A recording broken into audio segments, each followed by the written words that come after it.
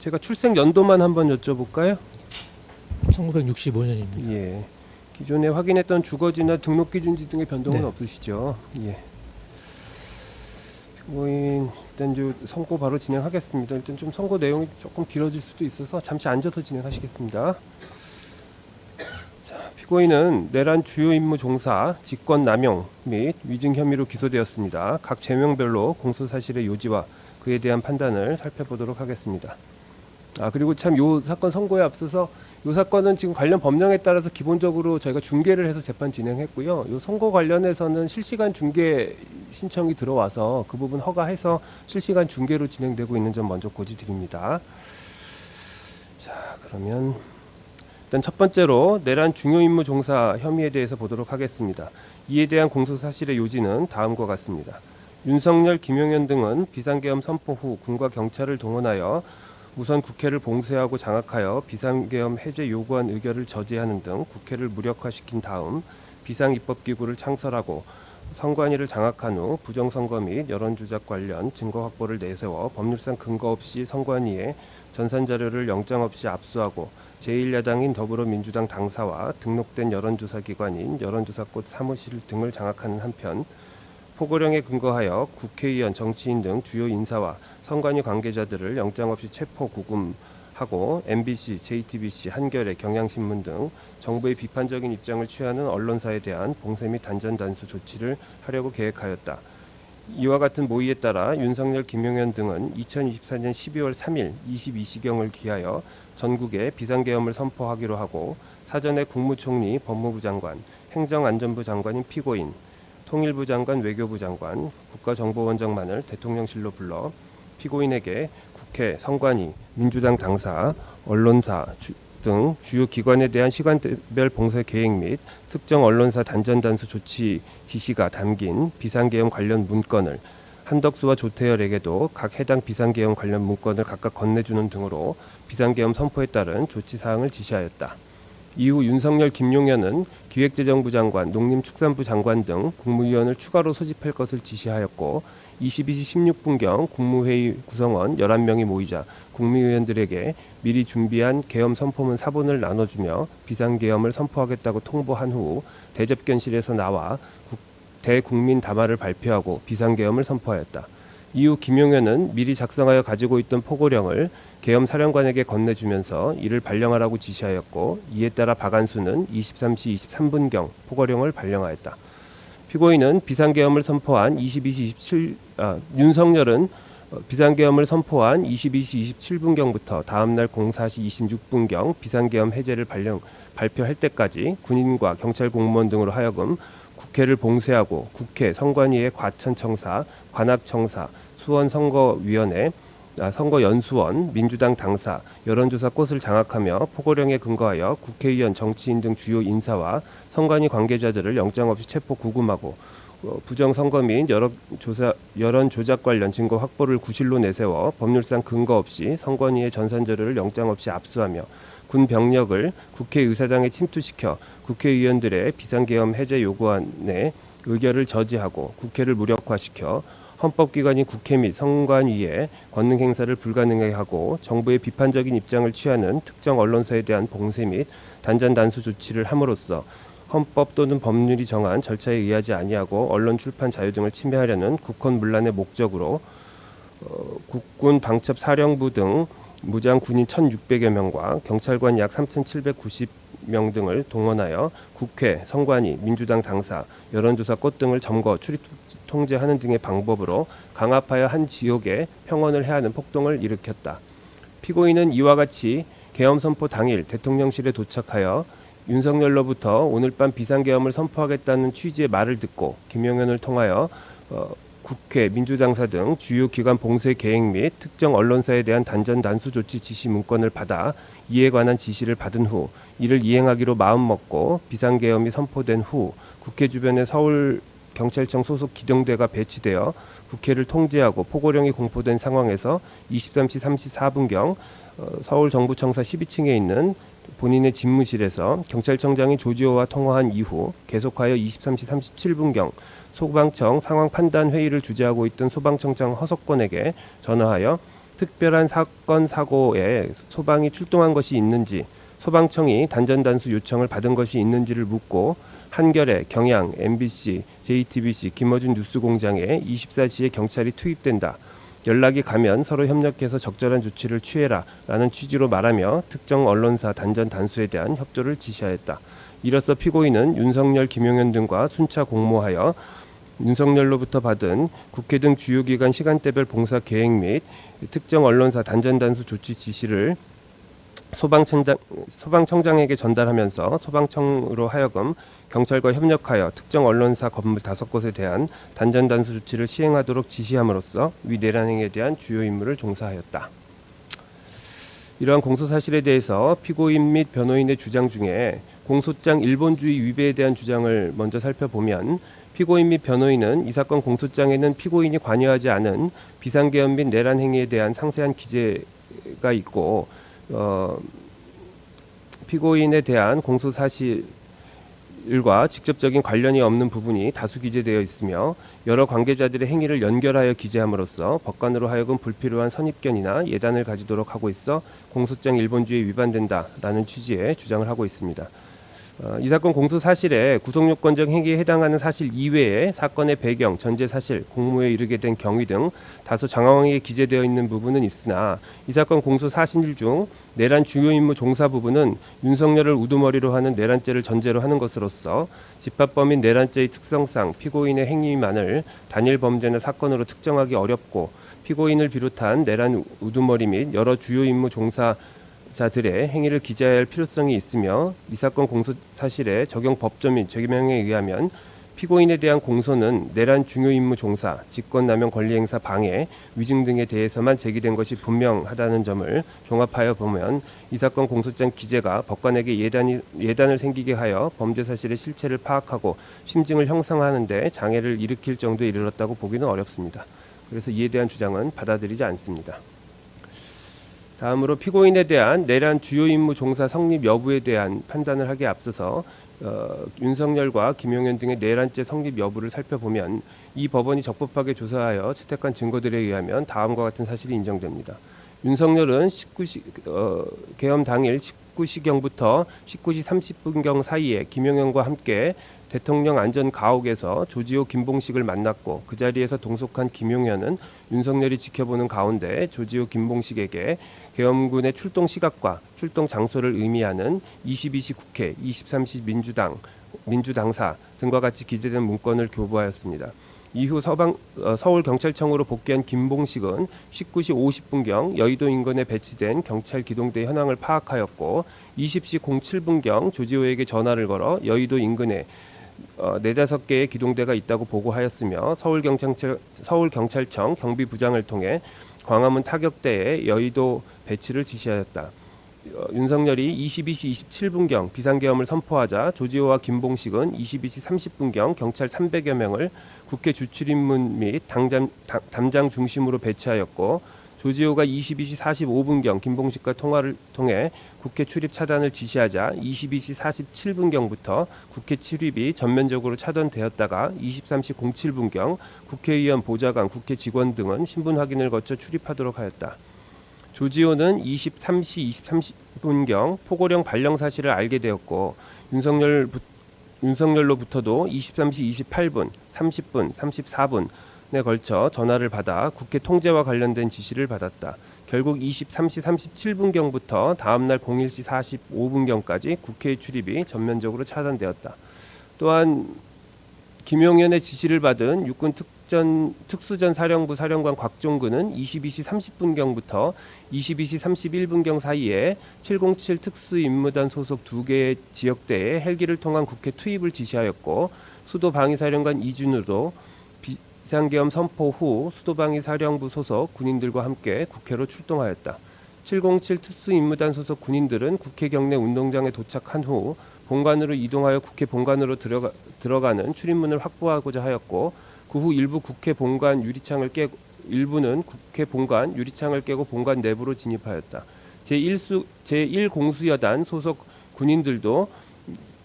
12월 4일 00시 30분경 국회에 도착하여 그 무렵 국회 경내로 진입하였다. 한편 윤석열은 2024년 12월 4일 00시 30분경 각종근에게 전화를 걸어 아직 의결 정족수가 채워지지 않은 것 같다. 문을 부수고 들어가 안에 있는 인원들을 밖으로 끄집어내라 라는 취지로 지시하였고, 이진우도 같은 날 00시 40분부터 00시 45분경 사이에 제1경비여단장에게 국회 본관 내부로 들어가 국회의원들을 외부로 끌어내라 라는 취지의 지시를 하였다.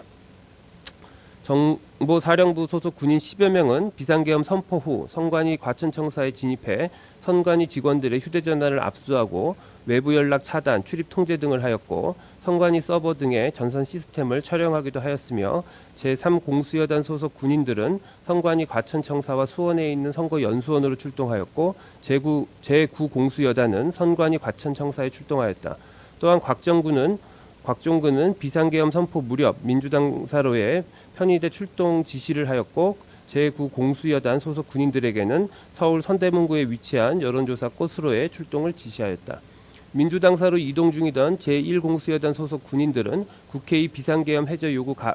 결의안이 가결된 이후인 24년 12월 4일 01시 06분경 육군 특수전 사령부로부터 대기 지시를 받고, 그때부터 02시 35분경까지 당산역 일대 도로에서 정차 후 대기하다가 부대로 복귀하였으며, 여론조사 꽃으로 출동한 제9공수여단 소속 군인들은 00시 50분경 여론조사 꽃에 도착한 후 같은 날 01시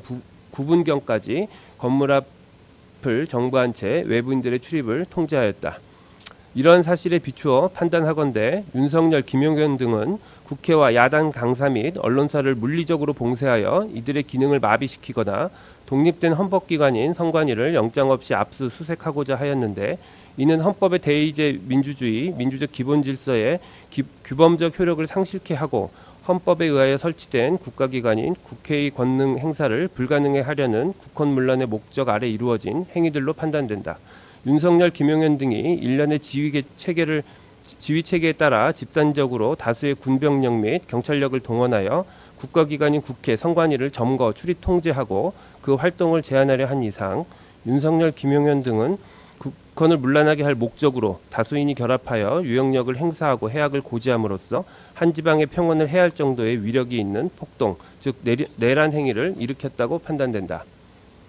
피고인의 내란 중요임무 종사 행위와 관련하여 피고인 주장의 요지는, 피고인은 윤석열, 김용현 등과 사전에 내란을 공모한 적이 없고 오히려 계엄 선포에 반대하였으며, 당시에는 윤석열이 헌법상 대통령에게 부여된 비상계엄 선포권을 헌법과 법률에 위반하여 행사하고 있는지 여부에 대한 판단을 내리기 어려운 상황이었고, 허석공과 통화할 당시에는 포고령이 내려진 사실 및 국회 봉쇄 사실을 제대로 알지 못하여 국헌문란의 목적이나 폭동에 대한 인식이나 고의가 전혀 없었으며, 윤석열이나 김용현으로부터 특정 언론사 봉쇄 및 단전단수 조치에 관한 지시를 받거나 이에 따라 소방청장에게 특정 언론사 단전 단수에 대한 협조 지시 내지 내란의 중요 임무에 해당하는 지시를 내린 바가 전혀 없으며, 실제 계엄 선포 당일 특정 언론사에 대한 봉쇄가 이루어진 사실도 전혀 없으므로 피고인이 내란의 중요 임무를 분담하거나 이에 해당하는 행위를 하였다고 볼 수 없다는 것입니다. 우선 피고인이 계엄 선포 당일 행적을 살펴보면 다음과 같습니다. 피고인은 계엄 선포 당일 오전 개최된 국무회의에 참석 후 자신의 집무실에서 김용현과 따로 5분에서 10분가량 이야기를 나누고, 오후에는 울산 문수야구장에서 국민통합 김장 행사에 참석하였고, 이어 중앙지방정책협의회에 참석하였다가 17시경 회의 도중 나와 KTX를 타고 상경하였다. 피고인은 상경 도중 김용현과 비화폰으로 통화하고 서울역에 도착한 이후에는 바로 대통령실이 있는 용산으로 이동하였다. 피고인이 도착했을 당시 집무실에는 윤석열, 김용현 그리고 먼저 도착한 박성재가 있었고, 피고인 도착 이후 한덕수, 김영호, 조태열, 조태용이 순차로 집무실로 들어왔다. 21시 09분경 조태열, 김영호, 박성재, 조태영, 한덕수가 대통령 집무실에서 나와 대접견실로 이동하였는데, 당시 한덕수, 조태열, 조태용은 각각 손에 A4 크기의 문건을 들고 나왔고, 피고인 박성재, 김영호는 손에 문건을 들고 있지 않았다. 피고인은 21시 48분경 상의 왼쪽 안주머니에서 A4 크기의 문건을 꺼내어 펼쳐보았고 21시 51분경 다시 문건을 꺼내어 잠시 확인 후 다시 상의 왼쪽 안주머니에 넣었다. 피고인은 21시 56분경에도 위 문건을 꺼내어 펼쳐보았다. 그 무렵 조태열은 대접견실에서 김용현에게 그럼 군대가 이미 다 대기하고 있는 겁니까? 라는 취지로 물었고 김용현은 그렇다라고 답하였다. 그 자리에는 피고인을 비롯한 한덕수, 박성재, 조태영 등이 동석하고 있었다. 윤석열은 22시 14분경 연결 출입문을 통해 집무실에서 대접견실로 나와 자리에 앉았고 비상계엄 선포의 필요성, 정당성에 대해 일방적으로 말하기 시작하였다.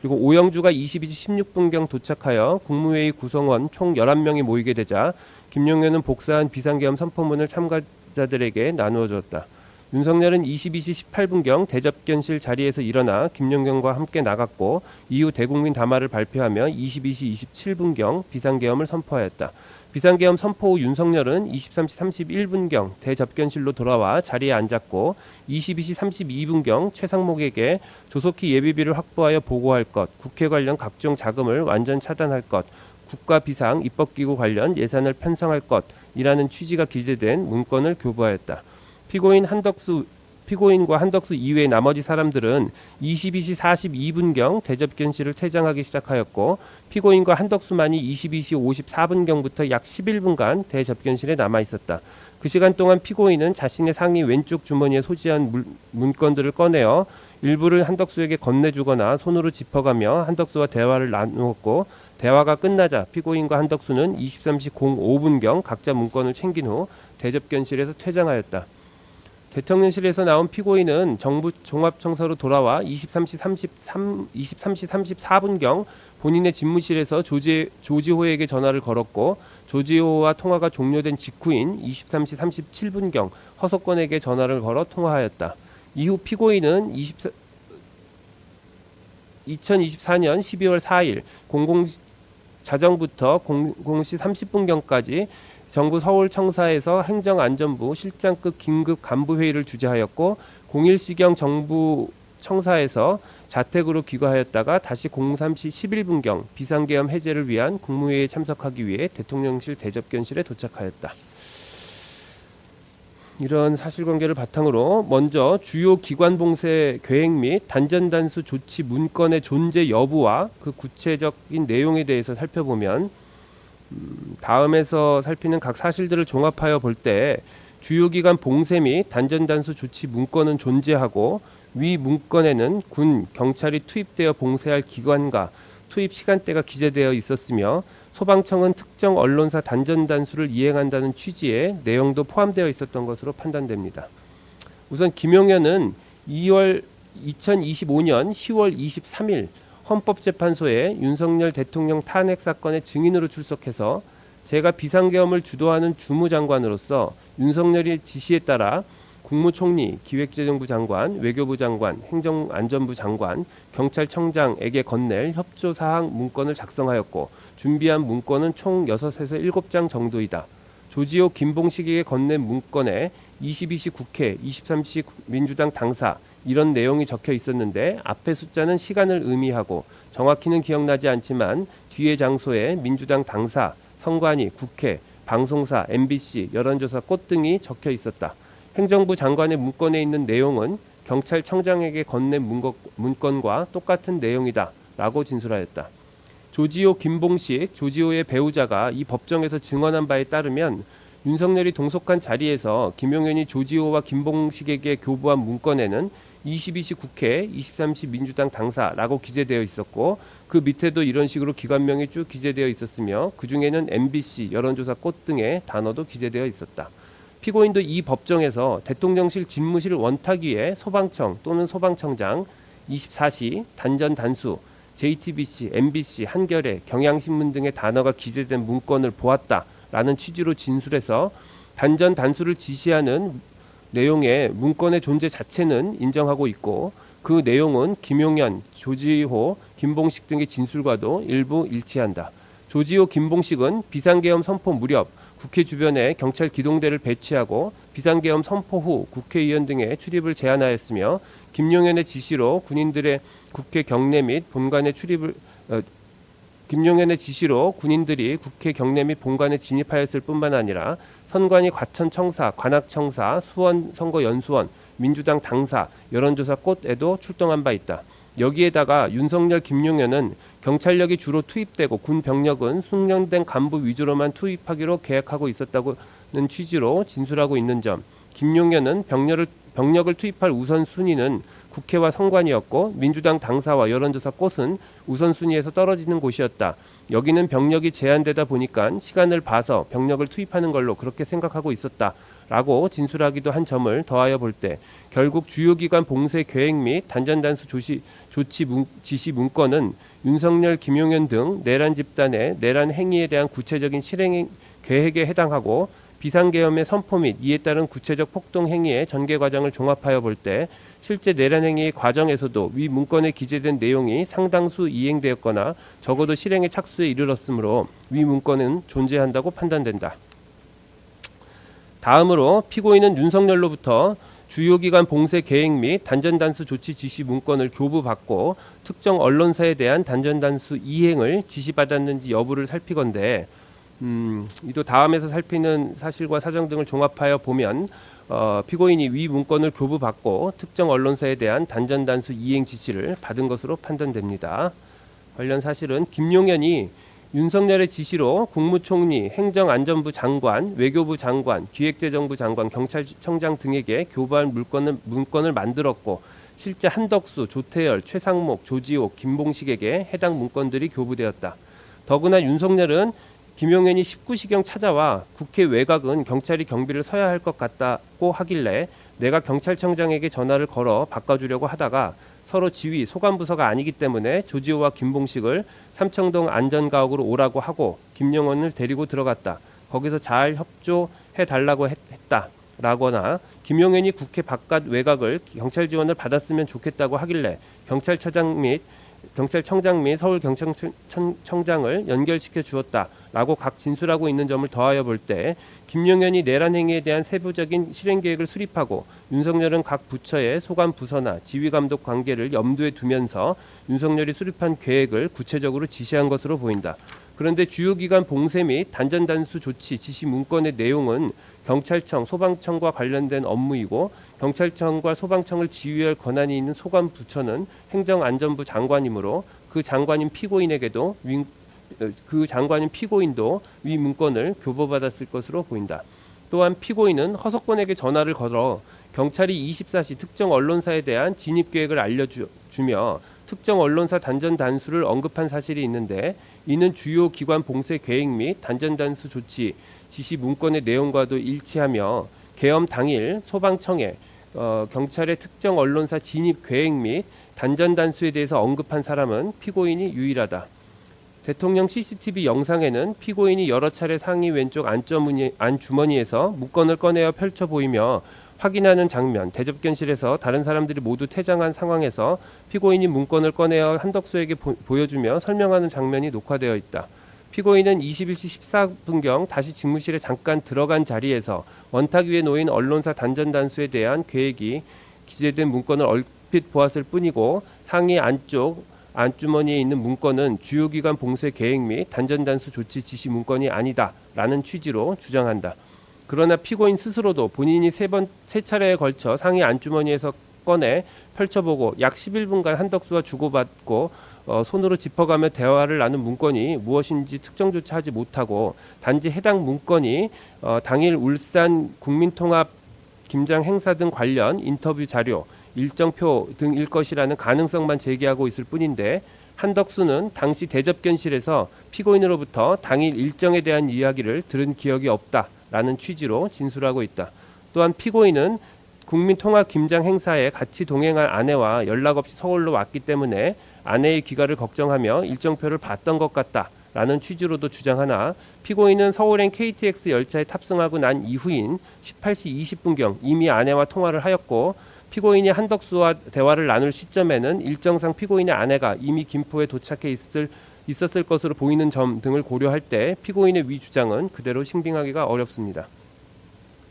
다음으로 피고인이 허석권에게 특정 언론사 단전 단수에 대한 협조 지시를 하였는지 여부를 보건대 허석권은 이 법정에서 피고인이 전화가 와서 받았는데 피고인으로부터 전화가 와서 받았는데 피고인이 특별한 사건 사고에 소방이 출동할 것이 있느냐라고 물어 특별한 상황은 없습니다 라고 답변했더니 이어서 피고인이 소방청이 단전 단수 요청받은 것이 있느냐고 물었고 그래서 제가 요청받은 것이 없습니다 라고 했다. 그러자 피고인이 한겨레, 경향, MBC, JTBC, 김어준의 뉴스공장에 24시에 경찰이 투입 또는 진입된다. 연락이 가면 서로 협력해서 적절한 조치를 취해라 라고 말하였다. 피고인이 언론사를 빠르게 말하였기 때문에 그 과정에서 제가 몇 번 되묻고 이를 혼잣말로 되뇌이면서 메모를 하였다라는 취지로 진술하였습니다. 당시 소방청 상황판단회의에 참가했던 배덕권, 김학근 등도 허석권이 전화를 받으면서 몇 군데 언론사를 말한 것이 기억이 나고 전화를 끊고 단전 단수가 업무에 맞는지 등을 논의한 것으로 기억하고 있습니다. 거기에 지금 피고인이 피고인과의 전화통화 이후 허석권이 차장인 이영팔, 배덕권 등과 소방청의 업무에 단전 단수가 포함되는지 등에 관해 논의한 사실, 이영팔은 특정 언론사의 소재지를 관할하는 서울소방재난본부 측에 전화를 하여 경찰과의 협조를 강조한 사실, 허석권도 황기석에게 전화를 걸어 경찰의 협조가 있었는지를 묻는 통화를 한 사실 등이 있고 여기에다가 소방과 경찰의 협조는 일상적으로 발생하는 일이기 때문에 굳이 소방청장과 경찰청 차장이 이를 직접 서울 소방재난본부장에게 강조해야 할 필요성이 전혀 없고 소방청 판단 회의에서는 특정 언론사 단전 단수에 대해 반대하는 취지의 의견이 기재되었던 점 등을 더하여 볼 때 허석권과 이영팔은 피고인의 전화가 특정 언론사 단전 단수에 대한 협조 지시임을 전제로 서울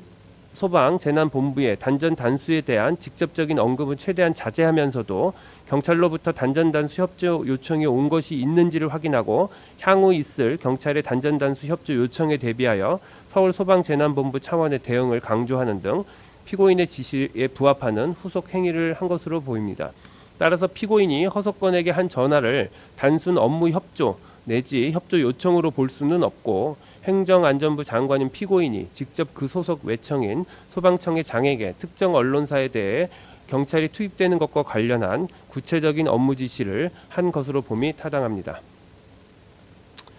다음으로 피고인에게 내란 주요 임무 종사 고의 및 국헌문란의 목적이 인정되는지 여부를 보겠습니다.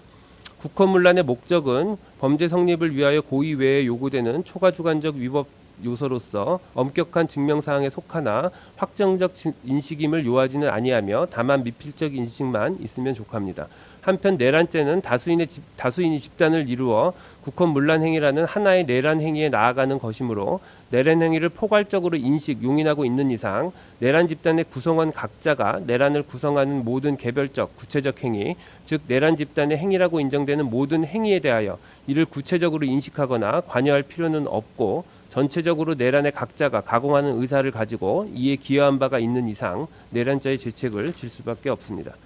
피고인은 법조인 겸 정부의 고위 공직자로서 헌법과 법률이 정한 비상계엄의 의미와 그 요건에 대해 잘 알 수 있었고 더군다나 비상계엄이 선포되자 다수의 시민들이 국회로 모였고 국회의원들은 비상계엄을 해제하기 위해 신속히 국회로 등원하였으며 내란 행위에 대한 지시를 받은 일부 군과 경찰의 지휘관들과 그 소속 인원들은 소극적으로 임무를 수행하며 그 지시를 사실상 거부하기도 했던 점에 비추어 볼 때 피고인이 평균적 법감정을 가진 사회 일반인으로서도 윤석열, 김용현 등의 비상계엄 선포 및 그에 따른 후속 행위에 위헌, 위법적인 요소가 있었음은 충분히 인식할 수 있었다고 보입니다. 피고인은 적어도 20시 36분경 대통령실에 도착한 이후 비상계엄 선포에 대해서 분명히 인식하였고 윤석열로부터 주요기관 봉쇄 계획 및 언론사 단전 단수 조치 지시 문건을 받아 그 이행의 지시를 받았으며 위 문건에는 군 내지 경찰이 투입하여 봉쇄할 여러 기관이 기재되어 있었기 때문에 피고인은 해당 기관들에 대한 병력 내지 경찰력 투입을 예상하거나 충분히 예상할 수 있었습니다.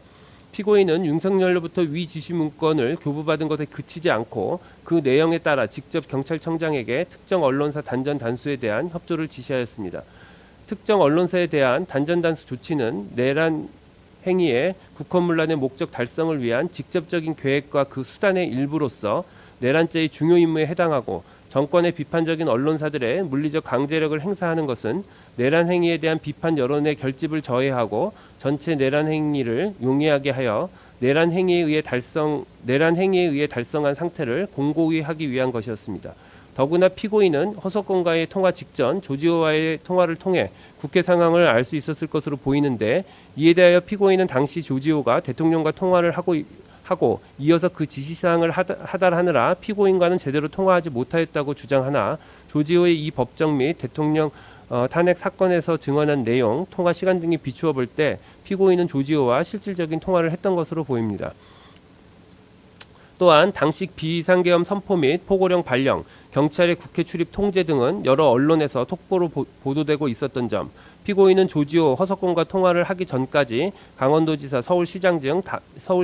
다수의 사람들과 여러 차례 통화를 하기도 한 점, 피고인은 정부 종합청사에 도착하여 비상계엄이 선포된 상황에 대응하기 위해 긴급 간부회의 주제를 준비하였는데, 이를 위해서는 계엄 선포 이후 국회 등의 상황을 파악하는 것이 필요했을 것으로 보이고, 실제 간부회의에서도 국회 상황 보고가 있었던 것으로 보이는 점 등을 종합하여 볼 때 허석권과 통화할 당시에는 국회 상황에 대해 전혀 인식하지 못했다는 피고인 및 변호의 주장은 받아들이기 어렵습니다. 단전단수 결과가 발생하지 않았음에도 피고인이 내란죄의 죄책을 지는지 여부를 살피건대, 앞서 살펴본 바와 같이 내란 집단이 경찰력을 동원해 국회에 대한 출입을 전면적으로 제한하고 국회 병력을 국회 및 본회의장에 위치한 국회 본관에 투입하여 한 지방에 평원을 해야 할 정도의 폭행 협박을 행사한 이상 전체 내란 행위의 구성 요건은 완전히 충족되었다고 보아야 합니다. 결국 피고인이 윤석열, 김용현 등의 내란 집단이 구체적으로 계획한 개별적인 폭동행위 전부에 대하여 사전에 모의하거나 여기에 관여한 바가 없다 하더라도 내란 행위의 실행 착수 직전에 내란 집단으로부터 위 중요 임무 중 하나인 언론사 단전단수 관련 지시를 받고, 그에 따라 내란이 개시된 이후 허석권에게 전화하여 특정 언론사 단전단수를 지시함으로써 내란 집단의 구성원으로서 전체 구성 내란 행위에 포함되는 개개의 행위에 부분적으로 참여하여 내란 행위에 가담함이 인정되는 이상 일련의 폭동행위로 인하여 기수에 이른 내란죄의 죄책을 면할 수 없고, 이는 피고인이 관여한 개개의 행위, 즉 특정 언론사에 대한 단전단수 결과가 발생하지 않은 경우에도 마찬가지라고 보아야 합니다. 따라서 다른 전제에서 선 피고인 및 변호인의 주장은 받아들이지 않습니다. 그렇다면 피고인은 윤석열로부터 주요기관 봉쇄 계획 및 단전단수 조치 지시 문건을 교부받아 그 이행의 지시를 받고 허석권에게 특정 언론사 단전 단수에 대한 협조 지시를 함으로써 윤석열, 김용현 등의 내란 집단의 내란 행위에 있어 그 중요한 임무에 종사하였다고 판단됩니다. 다음으로 직권남용 권리행사 방해의 점을 살펴보겠습니다. 이에 대한 공소사실의 요지는 피고인이 23시 37분경 허석권에게 전화하여 특정 언론사에 대한 단전단수 관련 협조를 지시하였고, 피고인으로부터 위와 같은 지시를 받은 허석권은 당시 상황판단회의에 참석 중이던 차장 이영팔과 소방청이 취하여야 할 조치에 관하여 논의한 후 이영팔로 하여금 피고인의 지시사항을 일선에 하달하게 하고, 그에 따라 이영팔이 서울소방재난본부장 황기석에게 전화하여 포고령과 관련하여 경찰에서 협조 요청이 오면 잘 협력해달라라고 지시하였으며, 이와 같은 지시를 받은 황기석이 곧바로 서울소방재난본부 당직관에게 전화하여 전달받은 지시사항을 전달하고 관할 소방서에 긴급 비상계엄 선포에 따른 출동 대비태세 철저 알림이라는 제목의 공문을 발송하는 등 일선 소방서에 단전단수 관련 경찰의 요청에 즉각 응할 수 있도록 함으로써 피고인은 행정안전부 장관으로서의 권한을 남용하여 소방청장으로 하여금 소방청 차장을 통해 서울소방재난본부장 황기석에게 특정 언론사에 대한 단전단수 관련 경찰의 협조 요청 시 조치를 취할 것을 지시하게 함으로써 일선 소방서의 특정 언론사에 대한 단전단수 관련 경찰의 요청에 즉각 대응할 수 있는 준비태세를 갖추게 하는 등 의무 없는 일을 하였다는 것입니다. 이에 대해 피고인과 변호인은 행정안전부 장관인 피고인에게는 소방청 또는 소방청장의 지휘 감독할 일반적인 직무 권한이 존재하지 않고 소방청에서 의무 없는 일을 한 사실도 없다라고 주장하고 있습니다. 살피건대 직권남용 권리행사 방해는 단순히 공무원이 직권을 남용하는 행위를 하였다는 것만으로 곧바로 성립하는 것이 아니라 직권을 남용하여 현실적으로 다른 사람이 법령상 의무 없는 일을 하게 하였거나 다른 사람이 구체적인 권리행사를 방해하는 결과가 발생하여야 하고 그 결과의 발생은 직권남용 행위로 인한 것이어야 합니다. 구정부조직법 행정안전부 장관의 소속청장 지휘에 관한 규칙, 재난 및 안전관리 기본법 등 관련 규정에 의하면 피고인은 행정안전부 장관으로서 법령에 규정된 권한 행사, 재난관리 등을 위해 그 소속청인 소방청을 지휘할 수 있고 소방청장을 상대로 이에 필요한 업무 지시, 협조 요청 등을 하고 승인 및 보고를 요구할 일반적 직무 권한을 가지고 있다고 판단되고 피고인이 허석권에게 한 언론사 단전단수 협조 지시는 형식적 외형적으로 직무 집행으로 보이는 외관을 갖추었으며 피고인이 허석권에 대한 특정 언론사 단전 단수에 대한 협조 지시는 직권 행사에 가탁하여 실질적 구체적으로 위법 부당한 행위를 한 경우에도 해당됩니다. 다만 당시 다른 사람이 법령상 의무 없는 일을 하였는지와 관련하여 공소 사실에 의하면 피고인이 허석권으로 하여금 하게 한 의무 없는 일이란 서울 소방재난본부 관할 일선 소방서에 언론사 단전 단수와 관련한 소방청의 요청에 즉각 대응할 수 있는 준비 태세를 갖추게 한 것과 황기석에게 언론사 단전 단수에 대한 협조를 지시한 것인데 황기석은 이영팔 또는 허석권과의 통화 이후에도 서울 소방재난본부 차원의 특별한 조치를 취한 사실은 없다라고 진술하였고 서울 소방재난본부 차원에서 일선 소방서에 시달한 지시는 위 출동 대비 태세 철저 알림 공문이 유일한데 황기석은 이영팔 허석권으로부터 전화를 받기 전인 22시 50분경부터 비상계엄에 대한 서울 소방재난본부 차원의 대응을 준비하였고 그 일환으로 경찰 등 유관기관 공조 체계로 현장 활동 공동 대응의 내용이 포함된 공문도 통상적인 선례에 따라 이미 작성하고 있었으며 이영팔 또는 허석권과의 전화 통화와 위 공문 작성은 아무런 관련성이 있다고 보기 어렵습니다. 다음으로 황기석은 이 법정에서 이영팔이 전화를 하면서 24시, 언론사 5곳, 단전 단수라는 단어를 말한 사실이 없다. 이영팔이 말한 포고령과 관련하여 경찰에서 협조 요청이 오면을 경찰의 요청이 올 수도 있나 정도로만 생각했을 뿐 특별하게 생각하지 않았다라고 진술하였고 허석권으로부터 받은 전화에서도 당시 서울 상황 및 경찰 측 협조가 있었는지를 묻는 질문과 상황 관리를 잘 하라는 취지의 말만 있었을 뿐이라는 것이며 설령 이영팔 허석권의 전화를 소방청 차원의 업무 지시로 볼 여지가 있다고 하더라도 언론사 단전 단수에 대한 직접적인 언급이 없었던 이상 경찰 협조 요청에 대한 대응을 강조하는 취지의 일반적인 지시로 밖에 볼 수 없어서 허석권 이영팔이 황기석과 통화한 내용은 경찰의 협조 요청에 대한 대응을 강조하는 취지의 일반적 지시에 불과하여 법령상 의무 없는 일이라고 보기는 어렵습니다. 따라서 검사가 제출한 증거만으로는 피고인이 허석권으로 하여금 의무 없는 일을 하게 하였다고 보기 부족하고 달리 이를 인정할 만한 증거가 없으므로 이 부분 공소 사실은 범죄의 증명이 없는 때 해당하여 형사소송법 제325조 후단에 의하여 무죄를 선고하기로 합니다. 다음으로 위증에 관하여 살펴보겠습니다. 공소사실의 요지는 피고인이 2025년 2월 11일 대통령 윤석열 탄핵사건의 증인으로 출석하여 증언하는 과정에서 사실 계엄 선포 당일 대통령 집무실에서 특정 언론사 단전단수 조치에 관한 문건을 받아 이에 관한 지시를 받은 사실이 있고 이에 따라 허석권에게 단전단수 지시를 한 사실이 있음에도 그런 사실이 전혀 없다는 취지로 허위로 증언하고 대통령 직무실에 들어온 조태열에게 윤석열이 제외공간 지시 문건을 전달하는 것을 그 자리에서 직접 목격하였고 대접견실에서 윤석열이 최상목에게 문건을 전달한 사실을 목격하였음에도 이를 보지 못하였다고 허위로 증언하였다는 것입니다. 이에 대해 피고인과 변호인은 위와 같은 지시 문건을 교부받거나 그 이행 지시를 받지 않았고 허석권에게 이를 지시한 사실이 전혀 없으며 조태열, 최상목이 문건을 전달받은 것도 보지 못하였고 설령 피고인이 이를 목격하였다 하더라도 당시 피고인은 급작스런 비상계엄 선포로 인하여 정신적 충격과 혼란에 빠진 상태였기 때문에 이를 정확히 기억하지 못하는 것일 뿐 기억에 반하는 진술을 한 것이라고 볼 수는 없다라고 주장하고 있습니다. 우선 피고인이 윤석열로부터 주요기관 봉쇄 계획 및 단전단수 조치 문건을 교부받아 그 이행을 지시받고 그 지시에 따라 허석권에게 특정 언론사 단전 단수에 대한 협조 지시를 한 사실이 있는지를 살펴보면 이는 앞서 살펴본 바와 같이 피고인 모두 다 그 사실이 인정되므로 피고인이 이 부분 각 증언은 객관적 사실에 반한 진술임이 인정되고 피고인이 헌법재판소에 증언을 한 시점과 그 사이 피고인이 단전단수 지시에 대한 다수의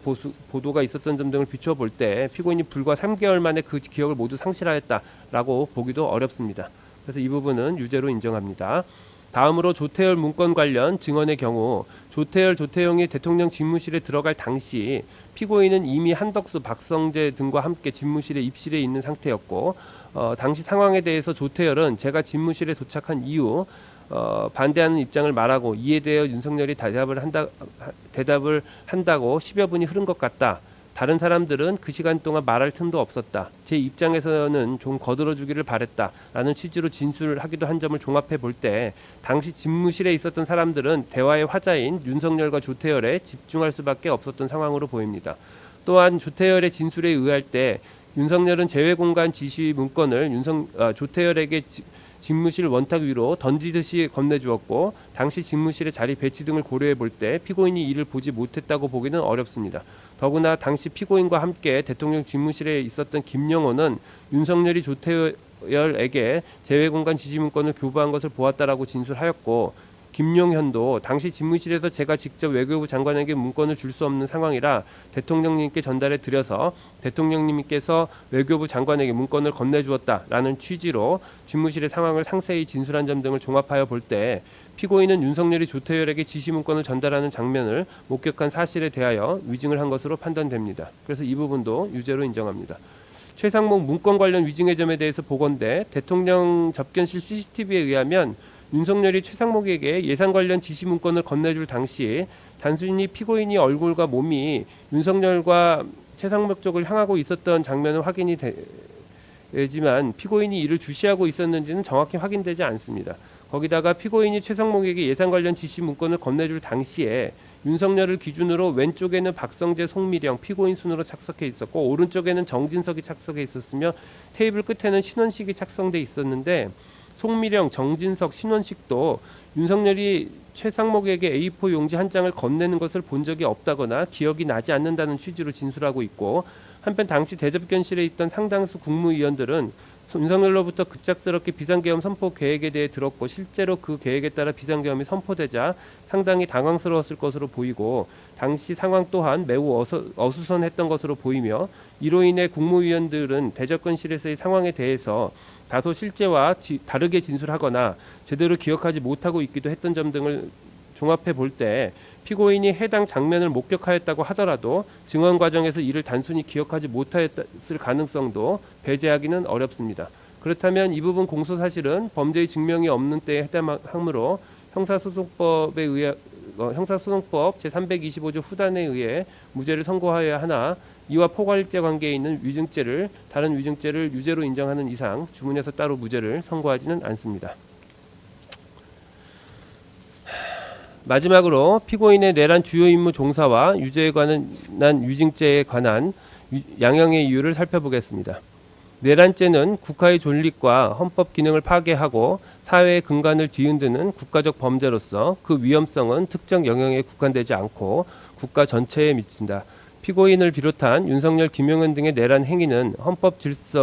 헌법이 정한 절차를 무시하고 폭력적인 수단을 통해 국회를 포함한 국가기관의 권능 행사를 불가능하게 하여 그 기능을 마비시키려 한 것으로 민주주의 핵심 가치를 근본적으로 훼손한 것이므로 그 목적의 달성 여부와 무관하게 엄중한 처벌이 불가피하다. 피고인은 정부 고위 공직자로서 그리고 자유민주적 기본 질서를 수호해야 할 공동체의 일원으로서 헌법과 법률을 수호하고 이를 실현하기 위한 노력을 기울여야 할 헌법적 의무를 부담함에도 윤석열, 김용현 등의 지시에 따라 소방청에 직접 언론사 단전 단수에 대한 협조를 지시함으로써 내란 행위에 가담하였으므로 그 죄책이 결코 가볍지 않다. 더구나 피고인이 윤석열, 김용현 등의 내란 행위를 적극적으로 만류했다고 볼 만한 자료는 없고 오히려 이후 내란 행위의 진실을 밝히고 그에 합당한 책임을 지기는커녕 진실을 은폐하고 책임에서 벗어나고자 위증까지 하였다는 점에서 피고인에 대한 비난 가능성은 더욱 크다. 다만 피고인이 비상계엄 선포일 이전에 내란을 모의하거나 예비한 정황은 발견되지 않은 점, 피고인이 내란 중요 임무로 수행한 행위는 소방청에 대한 전화 한 통이고 그 이외에 반복적으로 단전단수 조치를 지시하거나 지시사항의 이행 여부를 점검하고 보고를 받는 등 보다 적극적으로 내란의 중요한 임무를 수행하였다고 볼 만한 자료가 없는 점, 피고인이 단전단수 조치 실행을 주도적으로 계획하거나 이를 지휘한 것으로 보이지도 않는 점, 결과적으로 특정 언론사에 대한 단전단수 조치가 실제로 이루어지지 않은 점 등을 고려하고 그 밖에 이 사건 변론에 나타난 모든 양형 요소를 종합적으로 참작하여 주문과 같이 형을 정하도록 하겠습니다. 네, 피고인 잠시 일어서시죠. 주문. 피고인을 징역 7년에 처한다. 이 사건 공소 사실 중 직권남용 권리행사 방해의 점은 무죄. 피고인은 이 판결에 불복이 있으면 7일 이내에 이 법원에 항소장을 제출해서 서울고등법원에서 항소심 재판을 받을 수 있습니다. 지금 피고인에 대해서 일부 무죄 판결이 선고된 결과 그 부분은 공시될 수 있는데 이 부분 공시 혹시 희망하시나요?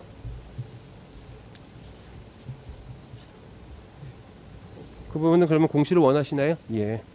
이 부분은 공시하도록 하겠습니다. 예, 선고 마치겠습니다. 가셔도 좋습니다.